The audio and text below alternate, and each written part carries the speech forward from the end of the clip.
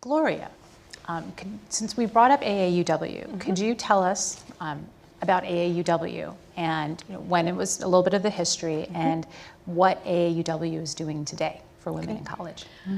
Well, AAUW has a very interesting background because the organization really started through a group of women who were disruptors, who decided that it actually was okay for women to move on and in higher education. And one of the things, as Linda mentioned, that they really needed to do initially was to sort of debunk the myth that if a woman received additional education, that she was somehow not going to be able to be fully a woman. And so it really started a long research tradition for AAUW, and in particular, it broke the barrier that kept women from pursuing graduate level education, which was unheard of. It's okay, you received an undergraduate degree.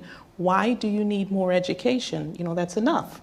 And so in starting AAUW, the women who came together really decided that they needed to ensure that women had the opportunity to pursue education as far as possible.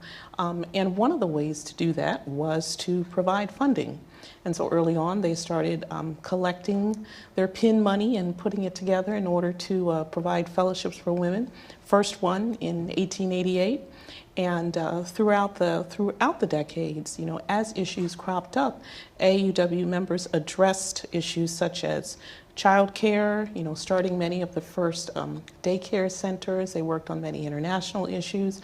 And as we moved through the different eras in our society, they created programs and worked on legislation that addressed those particular issues and moved very quickly to ensure that women were given opportunities to pursue non-traditional fields. And even though we've been doing it since 1881, and you would think that by now the work would be done, we're still today, offering fellowships and grants to women at different points in their careers, ensuring, that legislation makes sure that women are afforded the opportunities that are provided them by law, working on many programs for girls, and ensuring that, girls have opportunities for leadership.